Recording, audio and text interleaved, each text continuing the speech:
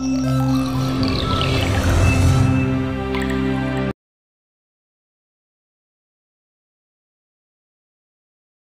akan menerangkan tentang mengenai sekolah sebagai tempat pengajaran pendidikan multikultural.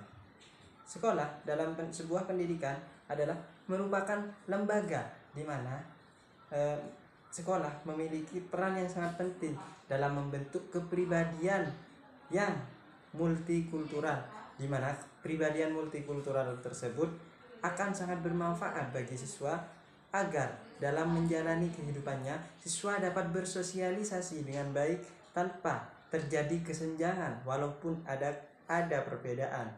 Karena dengan pendidikan multikultural, siswa akan paham bagaimana cara bersosial dan memegang teguh terhadap semboyan dari negara ini, yaitu Bhinneka Tunggal Ika, berbeda-beda tapi tetap satu. Sekolah di sini memiliki beberapa strategi atau cara yang dapat dilakukan dalam mengembangkan kepribadian siswa yang multikultural.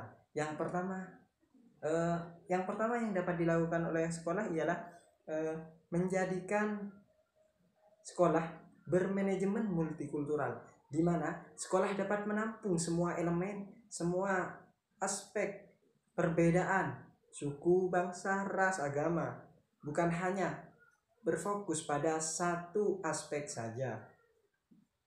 Yang kedua, menciptakan suasana kondusif bagi semua kalangan. Artinya, suasana kondusif di sini tidak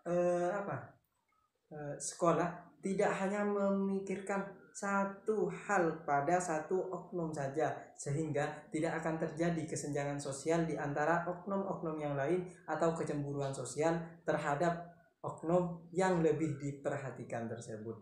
Yang ketiga, yang dapat dilakukan sekolah untuk meningkatkan kepribadian multikultural adalah kebijakan dari sekolah harus menghindari sifat diskriminatif terhadap salah satu dari elemen atau kultur yang ada di sekolah tersebut. Jadi harus merata, harus adil dalam mengambil kebijakan, tidak berat sebelah terhadap salah satu kultur yang ada dalam sekolah tersebut.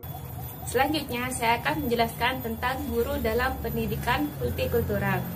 Guna mendukung keberhasilan proses pendidikan di sekolah, perlu didukung oleh kompetensi multikultural seorang guru, di mana kompetensi tersebut terdapat 6 poin. Yang pertama, memiliki tingkat nilai dan hubungan sosial yang luas. 2. Bersifat terbuka dan fleksibel dalam mengelola keragaman peserta didik. Yang ketiga, sikap menerima perbedaan disiplin ilmu, latar belakang ras dan gender. Yang keempat, memfasilitasi siswa yang minoritas. 5. Mau berkolaborasi dan berkoalisasi dengan pihak manapun. Yang keenam, yang terakhir, yaitu berorientasi pada program dan masa depan. Saya akan menjelaskan peranan kurikulum dalam pendidikan multikultural dan multikultural sebagai landasan pembelajaran. Nah, yang pertama saya akan menjelaskan peranan kurikulum dalam pendidikan multikultural. Hal yang terpenting yang dibutuhkan itu bagaimana caranya suatu kurikulum itu didesain, beberapa isinya isi di dalam kurikulum itu didesain supaya kurikulum tersebut dapat diterima oleh semua orang dan bisa menghormati agama, budaya, dan etnik gitu. Nah, lalu yang kedua itu multikultural sebagai landasan pembelajaran, yang artinya dalam pembelajaran harus menggabungkan pengertian pendidikan multikultural itu. Nah, sebagai landasan pengembangan, di samping sebagai ruang lingkup materi yang harus dipelajari. Saya akan menyampaikan materi bagian perencanaan pembelajaran pendidikan multikultural. Yang pertama, saya akan menjelaskan tentang perencanaan. Perencanaan sendiri ialah dari pendekatan dan teori-teori belajar yang digunakan.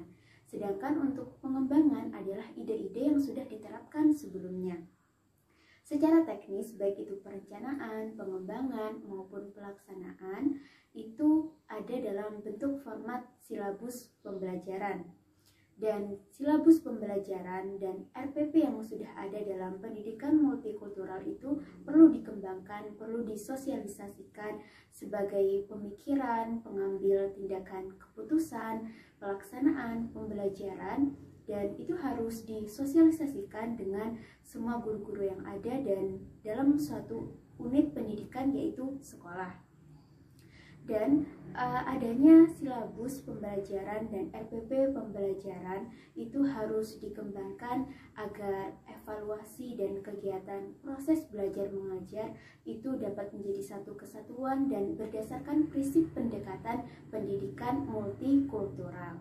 Dan tahap perencanaan dan pengembangan pendidikan multikultural ini adalah mempunyai target gimana caranya agar guru itu bisa paham dan punya keinginan agar dia bisa mengembangkan RPP pendidikan multikultural yang ada menjadi dia bisa mengembangkan sesuai dengan silabus pembelajaran yang ada, dan bagaimana caranya dia bertanggung jawab atas kegiatan proses belajar sesuai dengan RPP pendidikan multikultural yang sudah direncanakan sebelumnya. Assalamualaikum warahmatullahi wabarakatuh. Untuk materi terakhir yaitu strategi pembelajaran pendidikan multikultural. Strategi pembelajaran yang cocok dalam pendidikan ini yaitu cooperative learning. Adalah metode esensial untuk mendesain pendidikan multikultural. Johnson mendefinisikan cooperative learning sebagai penggunaan pembelajaran dari kelompok kecil sehingga siswa bekerja sama untuk memaksimalkan belajarnya sendiri maupun secara berkelompok. Mereka menunjukkan bahwa cooperative learning bukan sekedar hanya diskusi, membantu juga berbagi. Pada cooperative learning juga bukan sekedar berupa kerja kelompok di mana pengajar hanya menyusun siswa dalam suatu kelompok, memberi suatu topik yang diarahkan untuk diskusi. Dalam tataran belajar dengan pendekatan multikultural, penggunaan strategi cooperative learning diharapkan mampu meningkatkan kadar partisipasi siswa dalam melakukan rekomendasi nilai-nilai lokal, serta membangun cara pandang kebangsaan. Sehingga dari kemampuan tersebut, siswa memiliki keterampilan mengembangkan kecakapan hidup dalam menghormati budaya lain, toleransi terhadap perbedaan, akomodatif, terbuka, dan jujur dalam berinteraksi dengan teman maupun orang lain yang berbeda suku, agama, etnis, atau budaya. Memiliki empati yang tinggi terhadap perbedaan budaya lain, serta mampu mengelola konflik dengan tanpa kekerasan.